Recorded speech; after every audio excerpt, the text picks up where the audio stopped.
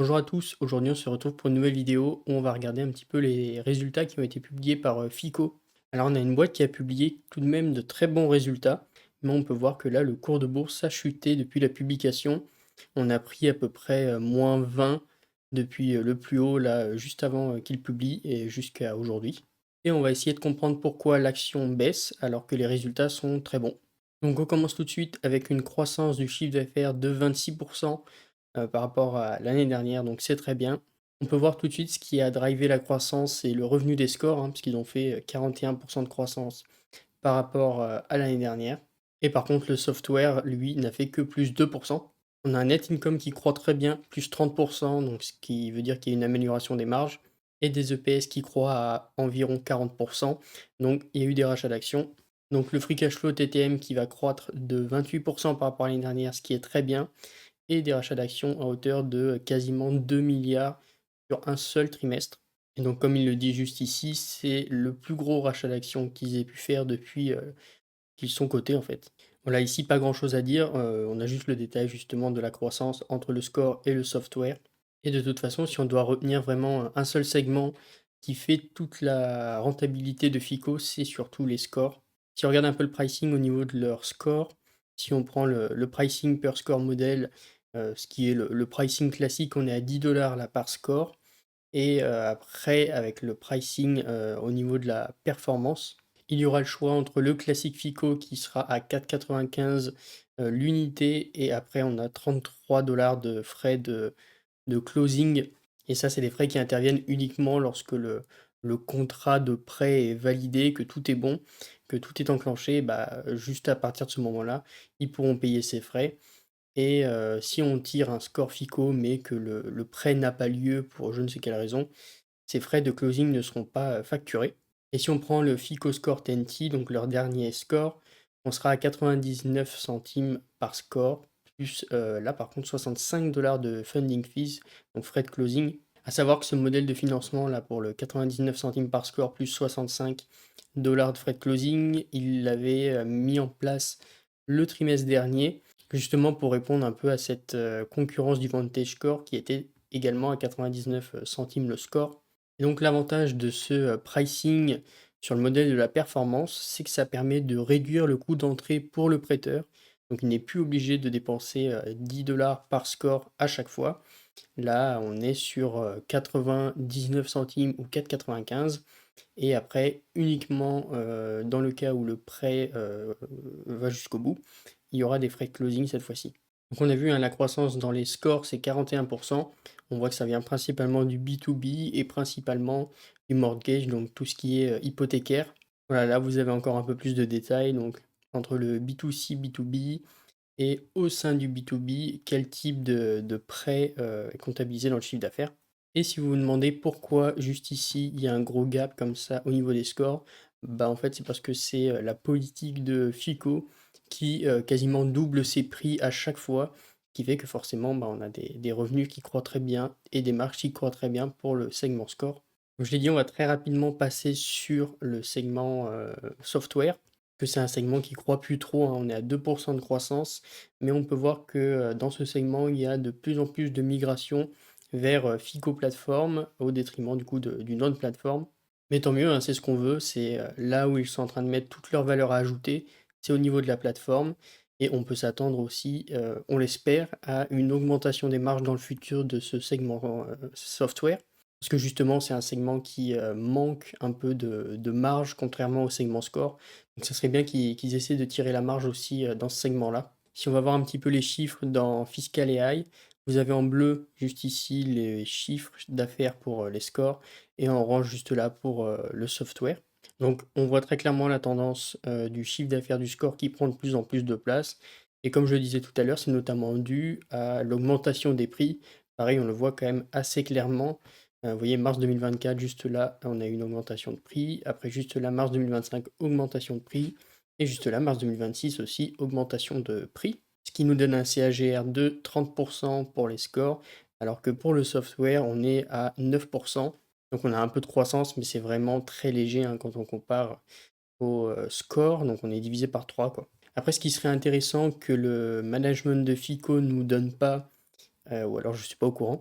C'est, la ventilation en fait dans le chiffre d'affaires du score, de quel pourcentage vient de l'augmentation de prix et quel pourcentage vient des, volumes.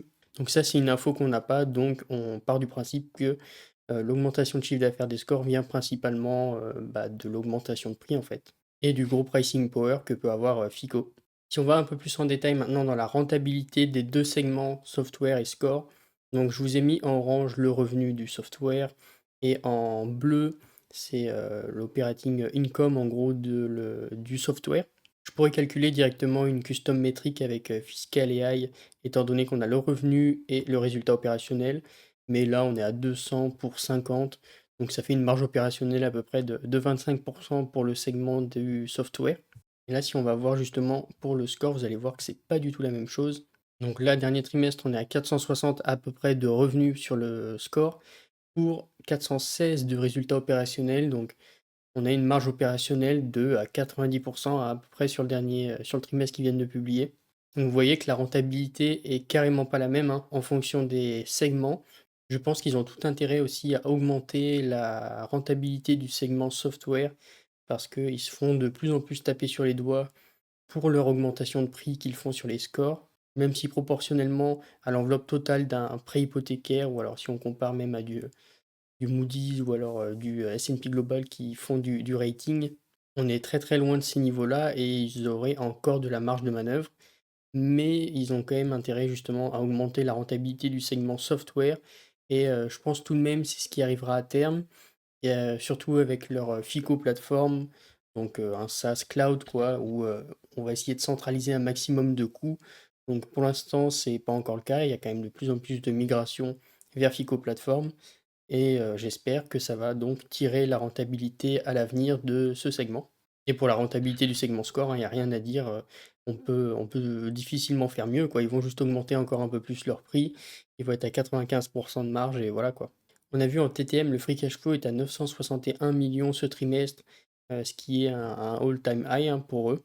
Même si on regarde le montant juste ici, là c'est du coup on est plus en TTM, mais même juste le free cash flow généré sur ce trimestre, il est, énorme quoi, c'est un ATH aussi. Et du coup la question c'est qu'est-ce qu'on fait de ce cash? Comment on l'alloue? Et si vous connaissez déjà Fico, vous savez que, ils font uniquement des rachats d'actions, il n'y a pas de dividendes. Il n'y a pas non plus de M&A, tout ça, ils veulent pas faire de diversification, donc c'est tout en rachat d'actions. Et donc on peut voir que pareil, il y a eu un pic, un ATH au niveau des rachats d'actions.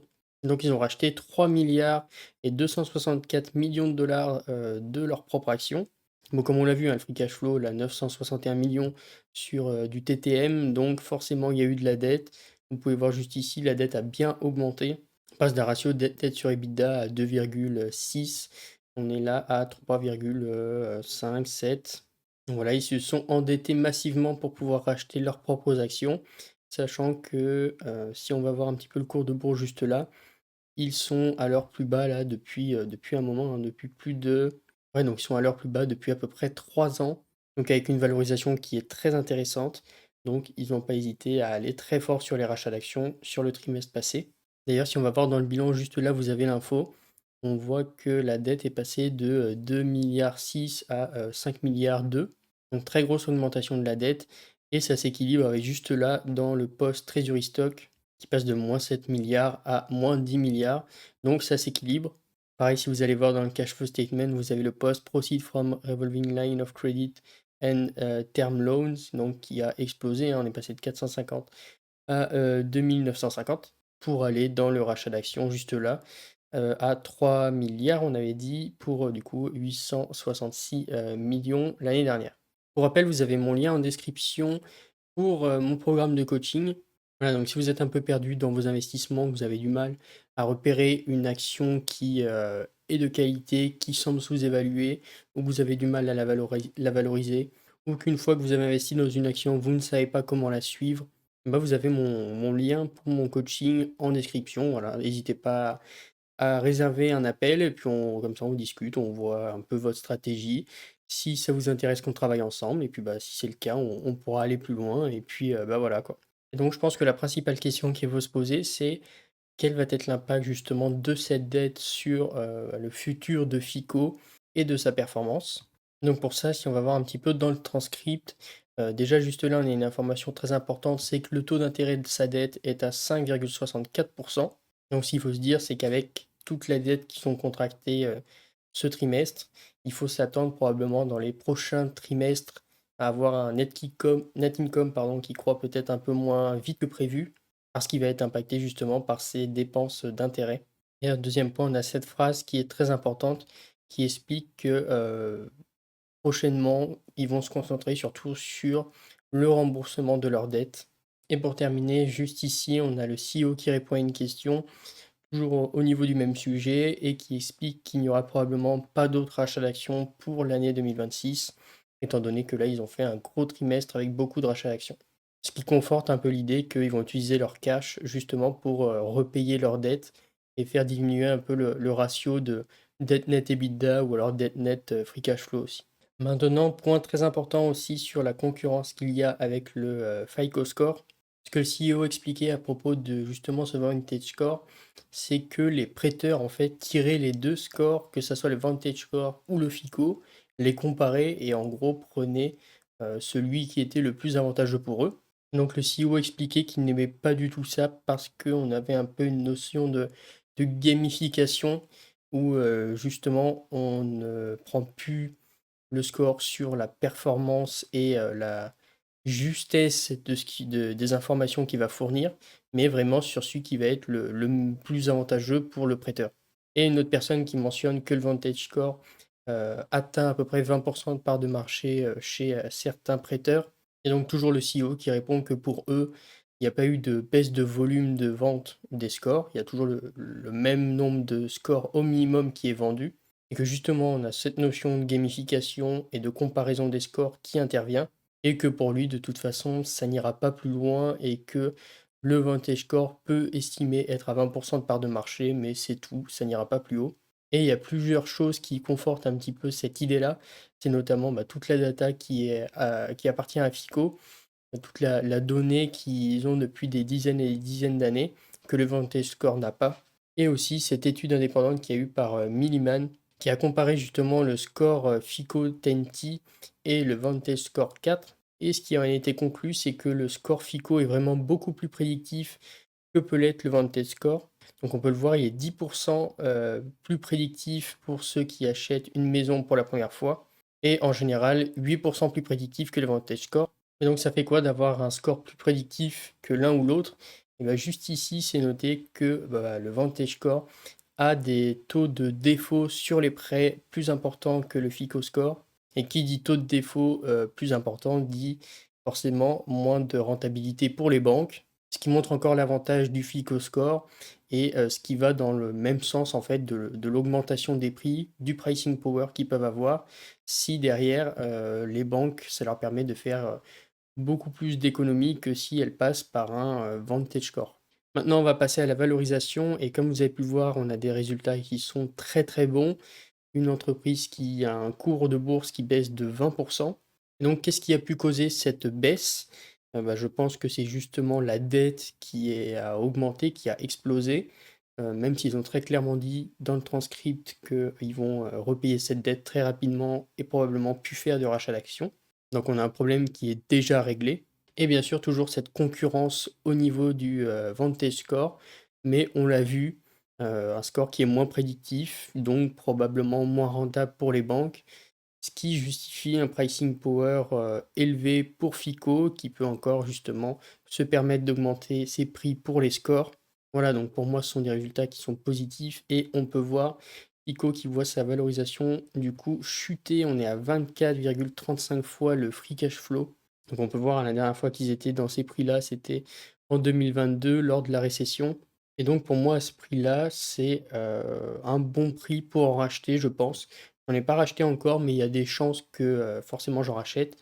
On est avec la baisse, je pense, 5% de mon portefeuille peut-être. Je crois que c'est ça, on doit être à 5% si je dis pas de bêtises. Donc à 24 fois le free cash flow pour une boîte comme FICO, il n'y a pas de problème. Je pense que j'en rachèterai, à voir comment ça évolue, si ça réaugmente. Sachant qu'il y a encore, je pense, une marge de manœuvre. La boîte peut encore potentiellement baisser. Mais alors ça, on n'en sait rien pour l'instant. Mais voilà, en tout cas pour moi, bon prix d'entrée, parce que la dernière fois qu'on était dans ces valorisations-là, c'était en 2022, quoi. J'espère que cette vidéo vous a plu, pensez à liker, pensez à commenter et à vous abonner et on se retrouve pour une prochaine vidéo. À plus!